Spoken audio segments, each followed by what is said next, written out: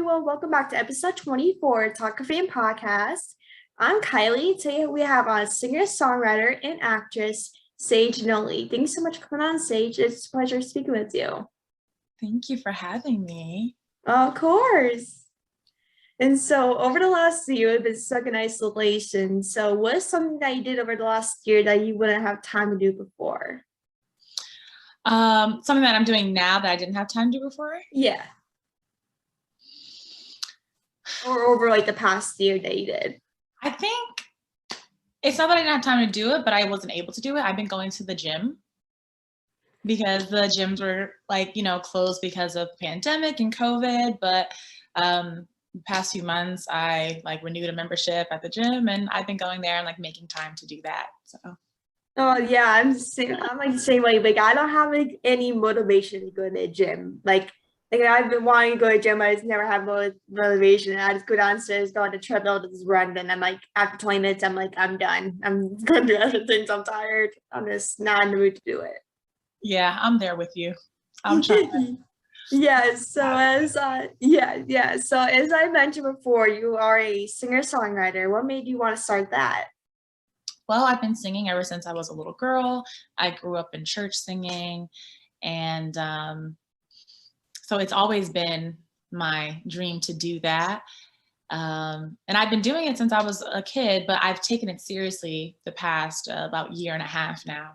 And once I graduated school and kind of found my own path and what I want to do with my theater degree, I decided that I wanted to take being a music artist seriously and just putting out my own music.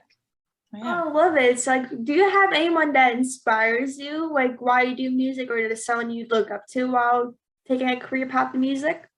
There's so many people or famous, great artists out there that I was inspired by when I was growing up, but just Whitney Houston, Mariah Carey, Beyonce, Brandy, so many artists inspired me. And also just my mom, she's really into music, and she's always just put me in spaces as a child to dive into the arts, whether it was picking up an instrument or taking dance classes. So I have to give my mom credit for putting me in spaces to be inspired in that way. Oh, love it. With all the names you said, I am obsessed with Whitney Houston, Beyonce, all those names. My mom is the biggest Beyonce fan. So when I was a kid, while we're in the car going somewhere, the only thing she'll play is Beyonce. Yes. When I was in the car, I knew every song and every lyric. That sometimes I was growing up, I was singing because I know every single song from her playing it. That was might as well be a fan now. But all those Whitney Houston, especially, and Beyonce have music that I just can't. Sometimes I just beg myself not to dance, but I just can't help it but dance or sing to the song. They just have good music that I just can't help myself but dance or sing. Mm-hmm. Yeah. Yeah. So tell me about your process. How did you find inspiration while working to a deadline or making music to a deadline? Honestly, I create best and when I'm in the moment, should I say. Sometimes a melody or lyrics will just come to me and I need to get it out immediately because it'll be out of my head in 2 seconds, and then I'll be so upset that I didn't write it down or do a quick voice note. But as far as meeting deadlines, I really just create in the moment mostly so that I can keep what I have in my memory bank. Oh yeah, absolutely. What do you usually write creating? Do you have any personal experiences that you kind of to write about, or is this something that is once the thing comes in your mind, you're I'm gonna write about this?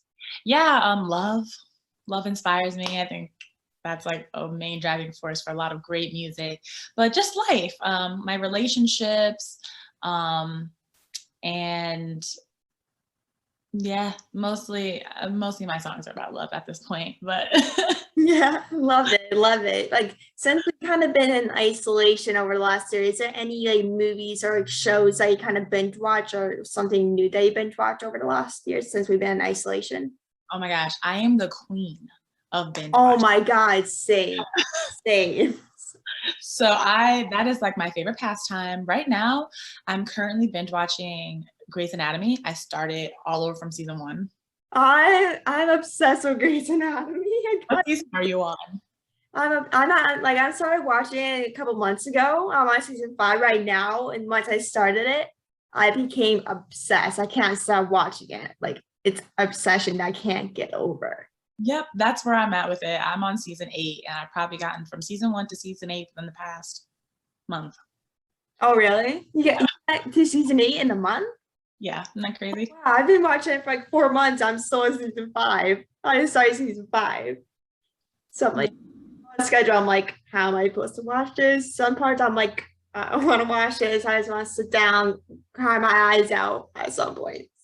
Literally sitting on this couch, bawling my eyes out almost like every other day. So. Oh my God, same.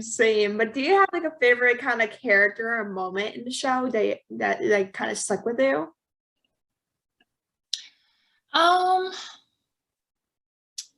In the well, I don't want to give any spoilers because you're on season 5.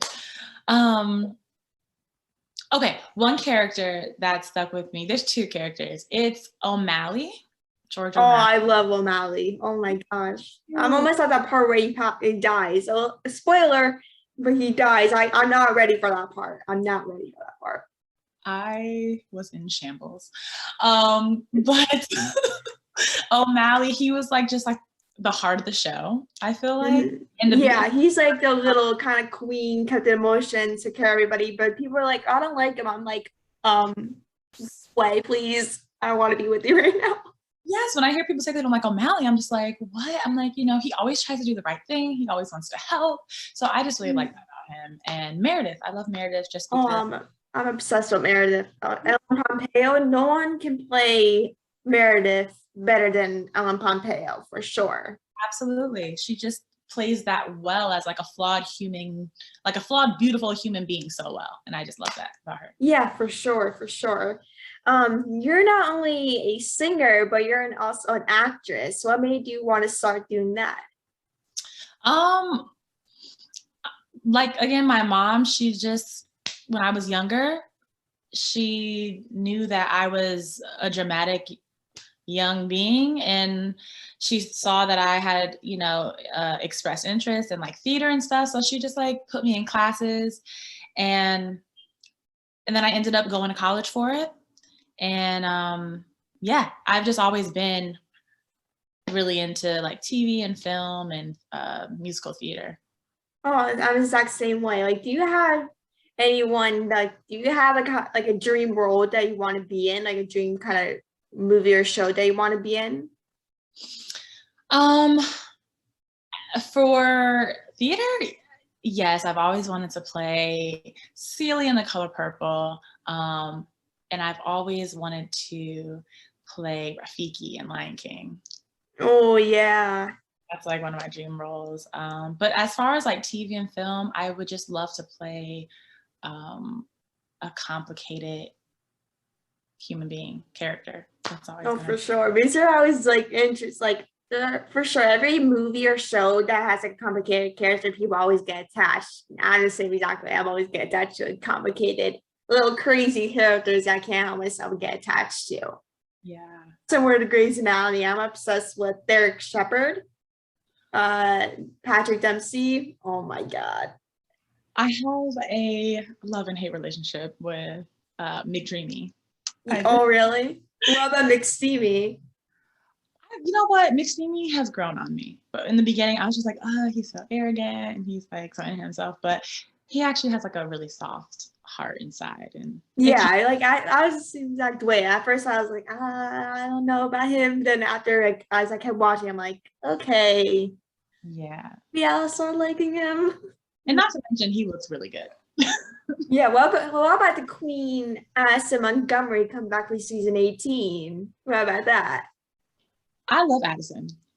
Oh my God, I'm obsessed with Addison. She's just a classic woman, I feel like, and I stan her. So same. Like she's a character out of all the shows so far that I connect to the most. Like she describes me so well in real life that like she's like always like sarcastic, roasting people, and her personality it's like the same personality as me that I'm like, I wish I was friends with her. So I'm like, she describes me perfectly, has my personality, everything. So I'm like, really get along so well. Oh yeah, I love her. Queen. She's seriously the queen of sarcasm for sure. Yes. But what is a piece of advice for people that would like to become a singer-songwriter or an actress? I would say if you want to do it and just start. I think sometimes people feel like they have to like wait for the right moment to start things, or know the right people, or have a certain amount of Instagram followers or TikTok followers, but sometimes you just got to start. You just got to do it and look for the spaces that nurture that, and make those connections. I think it's just a matter of starting. Oh, for sure, for sure. But you created some amazing songs throughout your career so far. What song has meant the most to you? Um, I think the song that's meant the most to me is they all mean a lot to me. But I would say the first song that I ever did, only because it's like my baby. They're all my babies, but it was my first song that I ever put out, and sometimes you just don't know what that's gonna be like when you do something for the first time. But I'm really proud of it in the aspect that I did it. Oh, absolutely. Yeah. Like every song they make is like means the most to you. It's about something in your life or just something that kind of close to your heart. Like that's what people like to do, like to meet like something that they love or just something that kind of clicks in their mind. They just play this song, or just something about family or something. Always with the song. That's my kind of thing. Like once I was always thought about becoming a singer songwriter or some type of thing, since I love singing, dancing, but it's never had the time. But I also do not have a good voice. Just FYI, I do not have a good voice. So I'm like, I always have to try to figure out, like, what do I want to write about? Like, what is some type of thing do I want to write about for sure? Yeah. But what would your be? What would be your collaboration and why? My dream collaboration? My dream collaboration would be with Brandy Norwood, J. Cole. There's so many more. Let me see. Well, this can't happen, but no, let's see. I know this sounds crazy, but like I would love to do some kind of collaboration with Deepak Chopra. Like a melodic meditation album or something. That's one of my yeah. Meditation is like the biggest part about life for sure. It is, and I really love his work. So yeah, I would love to collaborate with him one day. Oh yeah, for sure. So the final question for the interview is, what is the most difficult part for you about being a musician? The most difficult part? Yeah. Honestly, it's waking up every day and just keeping that same energy of believing in yourself and knowing that you can do it. It's a journey and it's not easy. And I think it takes a lot of patience and not being so hard on yourself and not being too much of a perfectionist. So I think that part can get a little difficult sometimes. So yeah, I would Oh, say. for sure. Like the most like being in the industry is like a really big difficult part to be in with all the hate and female representation, the men and all those things. It's really hard to be in the industry, especially Yeah. as like an actor or singer, whoever. It's always hard for female.